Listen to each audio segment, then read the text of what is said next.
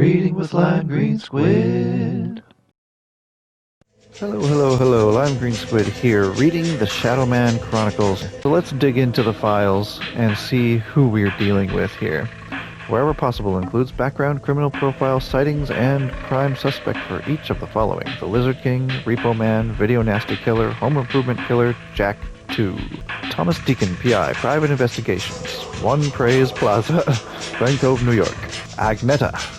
Here is the information you request regarding the 5 serial killers, referred to by yourself as the 5. My research has led me into arenas I do not normally pursue.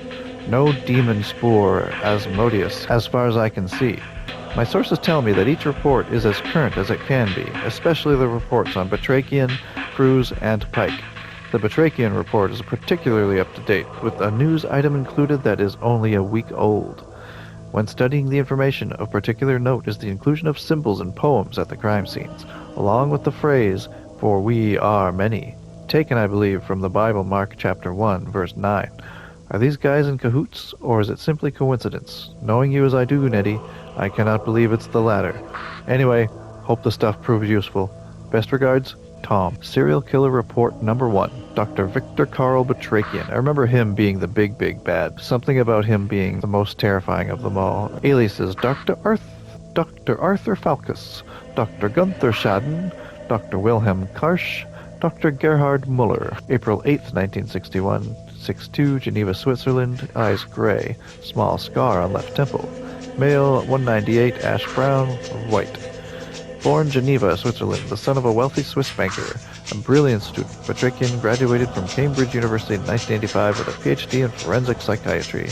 Doctoral thesis defining ASPD, the psychopathology of antisocial personality disorder. Batrachian spent the following 4 years at the London Medical School training to become a general practitioner, MD, was expelled from the school without completing the course, exact details unavailable. Emigrated to U.S. in early 1991, using forged certificates to gain green card, established medical practice in Boston 1993 using the name Dr. Arthur Falkus. Why is that hard to say the first time? In partnership with Dr. Sean McRose. McRose was found dead in suspicious circumstances in 1994. Dr. Falkus subsequently disappeared with several $1,000s of the practice's money. Batrachian resurfaced 6 months later as Dr. Gunther Schaden with a new medical practice in South Bend, Ohio. Was indicted on 5 counts of murder following the discovery of an insurance fraud involving 5 of his patients, all wealthy widows who had willed him their entire fortunes and were subsequently found dead of natural causes. Batrachian, as their doctor, had signaled all 5 with death certificates.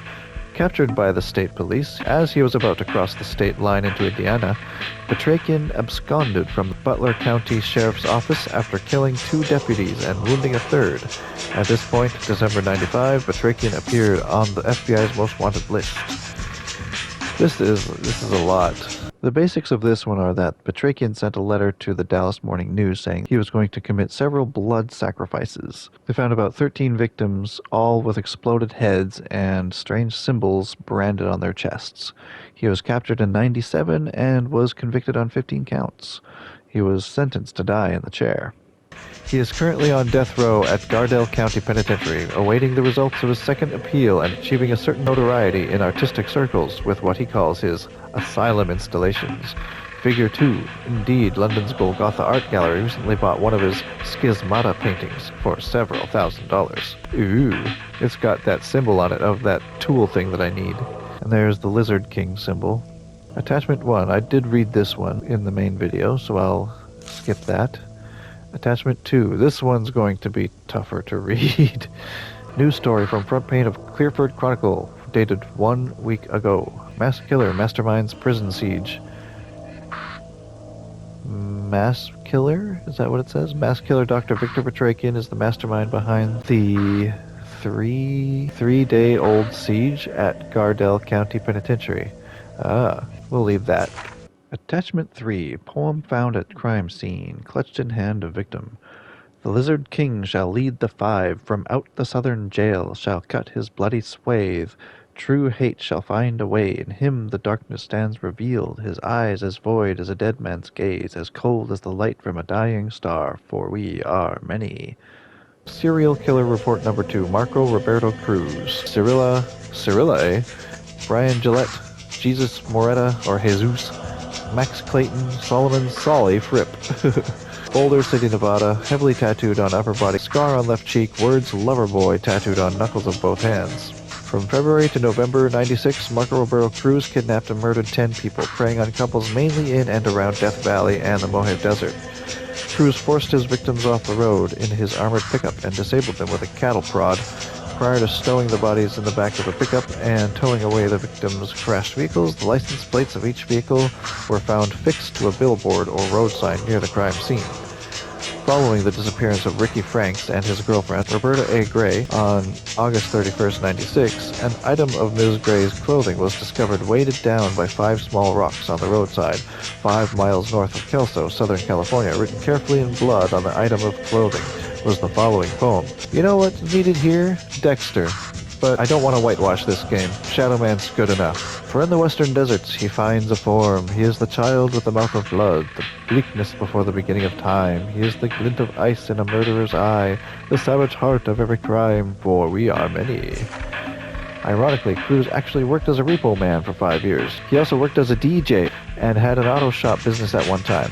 Served 7 years for armed robbery and aggravated assault. No previous convictions for homicide, but was implicated on several serial killings with lack of evidence to convict. The following symbol was found carved into the back of each victim's license plate. Just the license plate, not the victim. Milton T. Pike, number 3. Bobby McArdle. Bobby McNabb. Billy Joe Balboa. Franklin P. Tyndall. Rocky Mason. Shalimar Waters. Flaming skull tattoo with inscription, born to raise hell on left side of chest. Scars on upper lip and chin. Vietnam veteran, 1971 to 73. Green Beret, Special Forces electronic countermeasures expert, dishonorably discharged in 73 following alleged rape of female officer. Upon discharge, worked as a TV repairman, 74 to 80. Indicted in the shooting of his mother, Francine Pike, in 79, but was acquitted due to lack of evidence. Joined the American Knights of the Cross. Ugh, sounds creepy. 80-81, returned briefly to TV repair in 82-84. I'll skim it until I find something interesting about the murders. Crossed spears symbol, found on stickers affixed to the videotapes, sent by the video nasty offender. Pike's murder of 18 of his own militia men with a rocket-propelled grenade. Returned briefly to TV repair business, 82-84. Became forest ranger in 86. Was arrested in 91 following the rape murder of a hiker in the Cypress National Preserve. Escaped from custody, killing 2 sheriff's deputies in the process. Pike's whereabouts unknown, 91 to 95.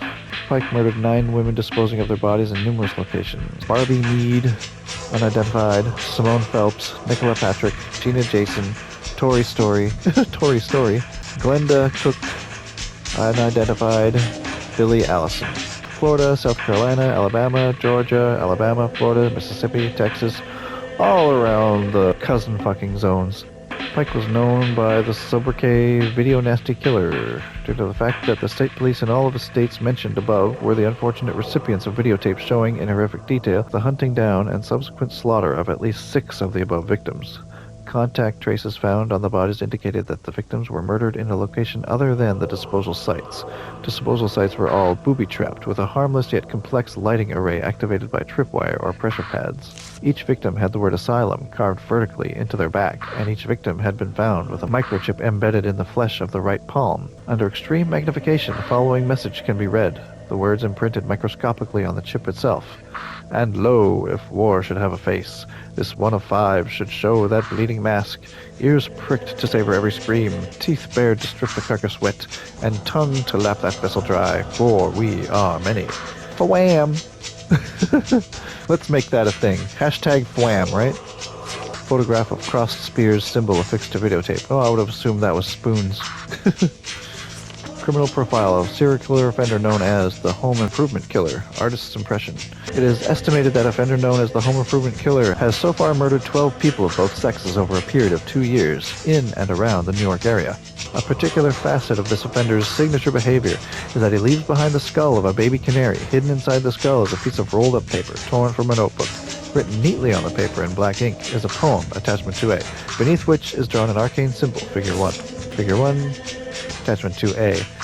From the east the idiot monster cometh, with nails to announce its blasphemous intent. In still dark chambers it awaits the shadow, ebon body, scars of power, dark messiah with a hideous strength, for we are many. FWAM! The furniture. Oh, I saw that. Reclusive individual, white male in his late 20s. Of low intelligence with a background in carpentry. Introverted personality, has a strong misogynist tendency with particular emphasis on mother resentment, verging on psychosis. Disorganized in his personal life, yet highly organized insofar as his modus operandi, for each killing is concerned, all of which seem to have taken place at night. Sightings. Suspect possibly seen leaving the scene of the crime westbound along Braddock Avenue in the early hours of August 99. Prime suspect is Avery Marks, Mark Aviary, Alan Highcox, 5'9", indicted in 97 for attacking a young woman in Greenwich Village. You're supposed to pronounce that Greenwich, right? But phonetically it reads Greenwich. Disappeared while on bail, paid for by mother. Oh. Hates his mother, but she paid for it, so she must be very controlling. Also wanted for subsequent murder of Mrs. Cassie Marks, offender's widowed mother. Yeah. February 1998. Victim found in darkened bedroom. Offender had apparently switched off the power in her apartment house. Known to keep birds. Present whereabouts unknown. Jack 2. Artist's impression. Jack 2, for reasons that will become evident later. Preys solely on women. The frenzy of each attack seems to indicate a highly disturbed individual who is sexually and socially inadequate with extreme misogynist tendencies, channeling his anger against women. Post-mortem mutilation shows no medical knowledge. Offender is an introverted loner who will pass unnoticed through his chosen killing grounds, and as such will definitely return to the scenes of his crimes. Citing the similarities between this case and the one in 1888 extend to the appearance of the two offenders. Compare the artist's impression of the offender at the beginning of this report, based on a description offered by the witness who saw Anna Chaplin, a known prostitute, talking to a man outside Shoreditch Station on the night of September 8th, with that of the man in figure 2, a contemporary impression of Jack the Ripper. It's him! Scotland Yard has no prime suspects at this present. Attachment 1B. That's that symbol. I need a tool that is shaped like that to open the thingy to get that weapon in the playrooms.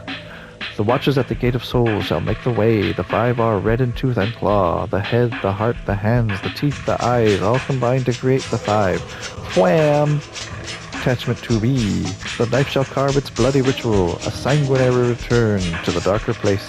Flesh running cold with the shedding of tears, to shred, to cut, to slice, to know the weeping wound and its glooming soul. FWAM! Okay. Nice and disturbing. I think I read that in the last video. I think I read all of these.